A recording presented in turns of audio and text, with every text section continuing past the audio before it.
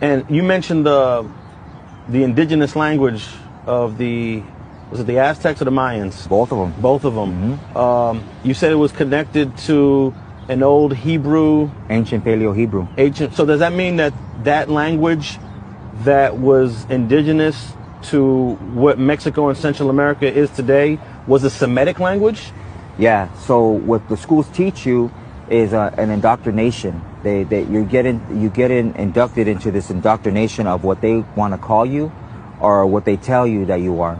So, for instance, our people get called Hispanic, right? So Hispanic, not knowing what that term means, we call each other Hispanics, but that was under the Spaniard captivity. When the Spaniards came in 1492 and, raped, robbed, and pillaged, the people of Mexico, how they knew you were under that captivity was by calling you an Hispanic, how you belonged to a family of a Spaniard that took you worked on their plantation, you were given their last name, like my last name, Ayala. That comes from whatever captivity my family got taken into, and maybe we have to work on fields, whether it was picking, tobacco or whatever that family had us doing. That's what we did. Now Latino is different. Latino is under the Grecian captivity. That's if you were Latino, or how they differentiated the both of them is Latino actually meant that your bloodline dated back to a Grecian or a Greek, and people that are from down south, Guatemala, El Salvador, just South America, they're not Latino. Their dads aren't Greek. We're still of this brown race.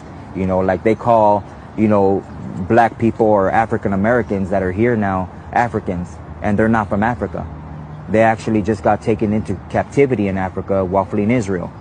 Africans are Hamites. They're from the tribe of Ham. So they're just a different people, and that's why people in Africa don't accept the blacks that are here, the so-called blacks that are here in America, because they say those aren't our people, And history, they won't teach you. In my era, they taught us a little bit of Aztecs and Mayas and Incas, just a little bit, but they never tell you how our people got here. They'll never tell you. We came from somewhere. They'll never tell you, how we read the stars. We used a thing called cenotes, which were these ponds, reflection ponds, to read the stars.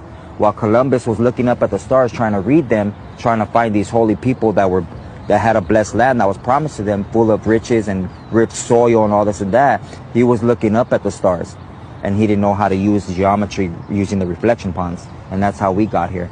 Our real name is not Aztec, it's Issachar. That's our real name. They gave us the name Aztec because it means people of time, because we kept time and numbers. And so that's where that came from. So it's really important to know your history,